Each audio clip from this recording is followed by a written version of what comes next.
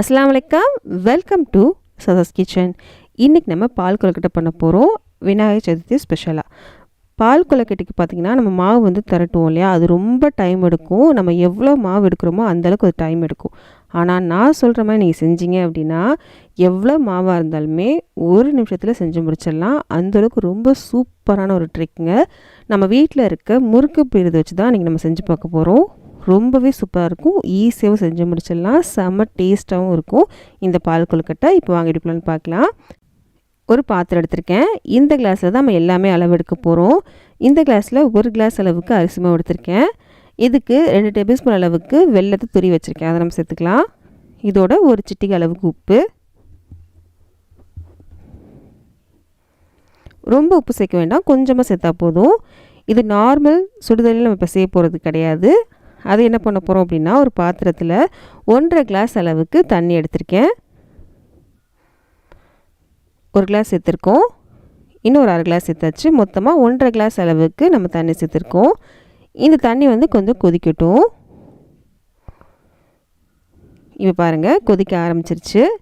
இந்த டைமில் நான் அன்றைக்கி ஒரு அரை மணி நேரத்துக்கு முன்னாடி என்ன பண்ணிட்டேன் அப்படின்னா, ஜவ்வரிசி இருக்கு இல்லையா, ஒரு 1/4 கப் அளவுக்கு ஜவ்வரிசியை ஊற வச்சுருந்தேன். தண்ணியெலாம் வடிகட்டி இப்போ எடுத்து வச்சுருக்கேன். ஜவ்வரிசி மட்டும் தண்ணியில் சேர்த்துடலாம். நம்ம ஊற வச்சனால இது சீக்கிரமாகவே வெந்துடும். இது வேகட்டும். இது வேகிற தண்ணி இருக்கும் இல்லையா, அந்த தண்ணியில் தான் நம்ம மாவே பிசைய போகிறோம். இங்கே பாருங்கள், ஜவ்வரிசி ஆல்மோஸ்ட் வெந்துருச்சு, டிரான்ஸ்பரண்ட் ஆயிடுச்சு. இப்போ நம்ம அடுப்பு ஆஃப் பண்ணிக்கலாம். இப்போது இந்த ஜவ்வரிசி வேக வச்சுருந்தோம்ல தண்ணி இருக்கும் இல்லையா, அதை வடிகட்டி கொஞ்சமாக இதில் சேர்த்துக்கலாம். ரொம்ப சேர்த்துறாதீங்க, ஃபுல்லாக தண்ணியும் சேர்க்கணும் அவசியம் இல்லை. கொஞ்சமாக சேர்த்தா போதும். எவ்வளோ தேவைப்படுதோ அந்த அளவுக்கு நீங்கள் சேர்த்துக்கோங்க. சேர்த்து இதை பிசைஞ்சிக்கோங்க. எல்லாம் சேர்ந்து வரைக்கும் பிசைஞ்சிக்கோங்க. சூடாக இருக்கனால நான் ஸ்பூன் வச்சு கலந்துடுறேன். தேவைப்பட்டால் இன்னும் கொஞ்சம் சேர்த்து நீங்கள் நல்லா பிசைஞ்சிக்கோங்க. கொழுக்கட்டைக்கெலாம் எப்படி மாவு இருக்குமோ அதே மாதிரி நீங்கள் கொண்டு வந்துக்கோங்க.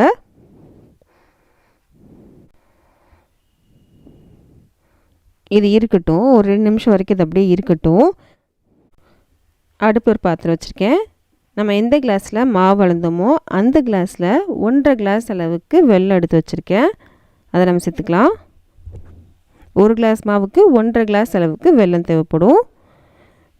மொத்தமாக 1.5 கிளாஸ் அளவுக்கு வெல்லம் எடுத்துருக்கோம். இதுக்கு ஒரு அரை கிளாஸ் அளவுக்கு தண்ணி சேர்த்தா போதும்.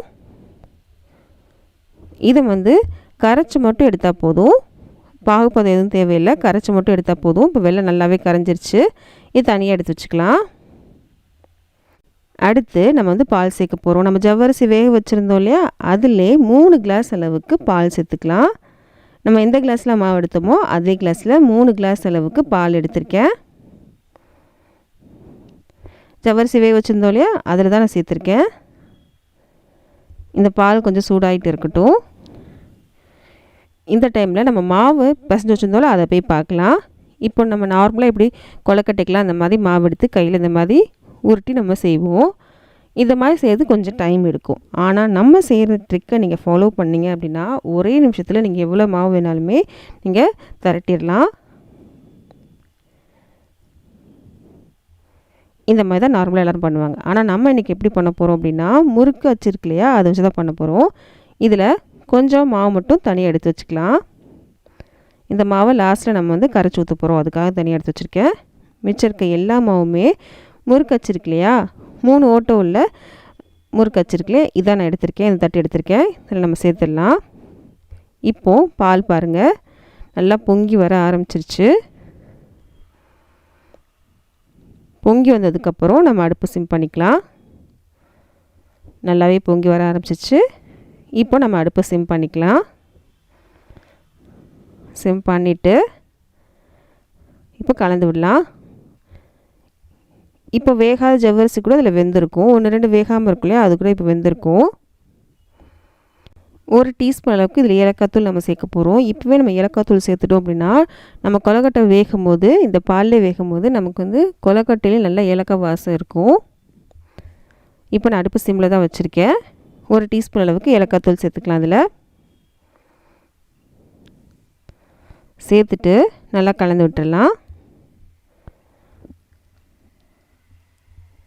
கலந்து விட்டாச்சு. இப்போது நம்ம அடுப்பு சிம்லேயே இருக்கட்டும். சிம்மில் வச்சு தான் நம்ம வந்து கொழுக்கட்டையை வந்து நம்ம வந்து இதில் சேர்க்க போகிறோம். அது எப்படி சேர்க்க போகிறோன்றது பார்க்கலாம் வாங்க. நம்ம முறுக்கு அச்சில் வந்து மாவு சேர்த்து வச்சுருந்தோமா, அதை எடுத்துக்கோங்க. இப்போது முறுக்கு அச்சு வந்து கிராஸாக வைக்காதீங்க, ஸ்ட்ரெயிட்டாக வச்சுக்கோங்க. வச்சுட்டு இந்த மாதிரி புழிஞ்சு விட்டுக்கோங்க. டைரெக்டாகவே இந்த பாலில் புழிஞ்சு விட்ருங்க. இந்த மாதிரி கட் பண்ணி சேர்த்துக்கோங்க.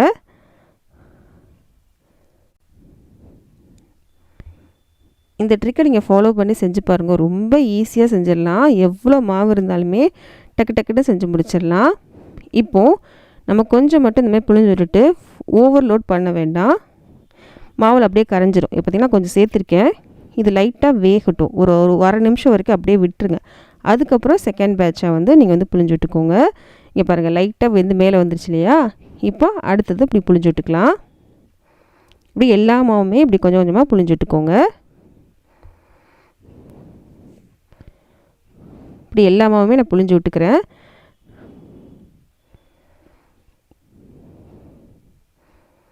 பிழிஞ்சு விட்டாச்சு. இப்போ இது வேகணும் இல்லையா? இதை தொடாதீங்க. தொட்டிங்க அப்படின்னா என்னாகும் அப்படின்னா, கரண்டி போட்டு கலந்திங்கன்னா அது அப்படியே கரைஞ்சி போயிடும் பாலில். சிம்லேயே வச்சு இது வேகட்டும். ஓரளவுக்கு வெந்தால் மட்டும்தான் அப்படியே வந்து அது ஷேப் வந்து மெயின்டைன் பண்ண முடியும். அதனால முடிஞ்ச அளவுக்கு இது வந்து தொடாதீங்க. இது வேகட்டும். சிம்லேயே கொஞ்சம் வெந்ததுக்கப்புறம் நீங்கள் செக் பண்ணி பார்த்துக்கோங்க. இப்போது இது வெந்துட்டுருக்க டைமில் நம்ம என்ன பண்ண போகிறோம்னா, கொஞ்சம் மாவு நம்ம தனியாக எடுத்து வச்சுருந்தோம் இல்லையா, அதை நம்ம கரைச்சி எடுக்க போகிறோம். இப்போ வாங்க கரைச்சி எடுத்துடலாம். நம்ம கொஞ்சம் மாவு எடுத்து வச்சுருந்தோம்ல, அதை வந்து ஒரு பாத்திரத்துக்கு மாற்றிக்கிறேன். இது ரொம்ப சேர்க்க வேண்டாம், கொஞ்சமாக சேர்த்தா போதும். இந்த அளவுக்கு மாவு எடுத்தாலே போதும். இதை வந்து தண்ணி சேர்த்து கட்டிகள் இல்லாமல் நல்லா கரைச்சிக்கோங்க. ஒரு 1/4 கிளாஸ் அளவுக்கு தண்ணி சேர்த்துருக்கேன். கட்டி கொஞ்சம் கூட இல்லாத மாதிரி நல்லா கரைச்சி எடுத்துக்கோங்க.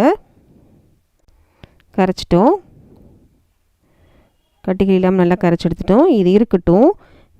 இப்போ நம்ம சேர்த்த கொழுக்கட்டை வெந்துருச்சான்னு பார்க்கலாம் வாங்க. இது வெந்துருச்சு. இப்போ செக் பண்ணி பார்க்க போகிறோம். இப்போது ஒரு ஸ்பூனை வச்சு லைட்டாக கட் பண்ணிங்கன்னா அது கட் ஆகும். இங்கே பாருங்கள், உங்களுக்கு காமிக்கிறேன். லைட்டாக அந்த மாதிரி கட் பண்ணாலே கட் ஆகும்.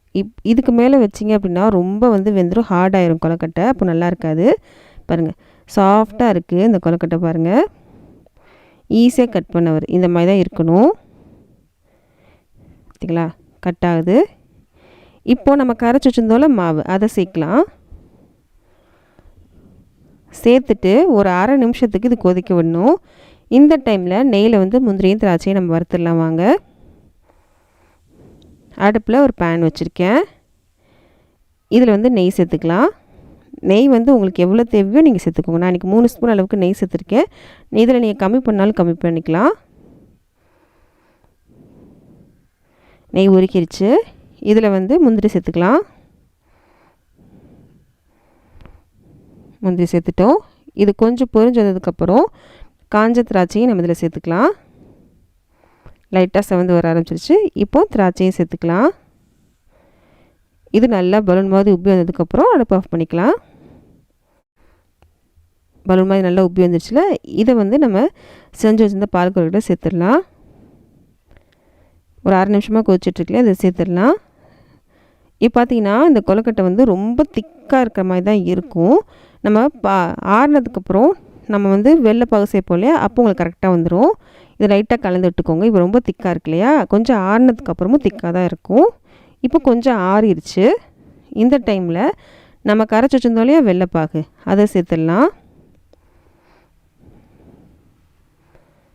சேர்த்துட்டு இது நல்லா கலந்து விடுங்க. இப்போ கரெக்டான பதத்துக்கு வந்துடும். கரெக்டான பதத்துக்கு வந்துருச்சு.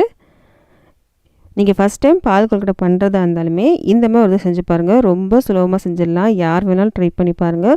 இதுக்கு தேங்காய் பால் சேர்க்கணுன்னு அவசியம் இல்லை. வேணும்னா லாஸ்ட்டில் ஒரு அரை கிளாஸ் அளவுக்கு திக்கான தேங்காய் பால் சேர்த்துக்கலாம். இதுவே ரொம்ப சூப்பராக இருக்கும். ட்ரை பண்ணி பாருங்கள். உங்களுக்கு ரொம்ப பிடிக்கும் நம்புகிறேன். இந்த வீடியோ பிடிச்சினா ப்ளீஸ் லைக் பண்ணுங்கள். லைக் பண்ணால் தான் அந்த வீடியோ நிறைய பேருக்கு ரெக்கமெண்ட் ஆகும். நிறைய பேர் சப்ஸ்கிரைப் பண்ணாமல் தான் பார்த்துட்ருக்கீங்க. ப்ளீஸ் சப்ஸ்கிரைப் பண்ணுங்கள். அது கொஞ்சம் மோட்டிவேஷனாக இருக்கும். இந்த மாதிரி ரெசிபீஸ்லாம் உங்கள் ஃப்ரெண்ட்ஸ்க்கும் ஃபேமிலிஸ்க்கும் யாருக்காவது பிடிக்கும் அப்படின்னா அவங்களுக்கு இந்த வீடியோ ஷேர் பண்ண மறக்காதீங்க. நம்ம அடுத்த வீடியோவில் சந்திக்கலாம்.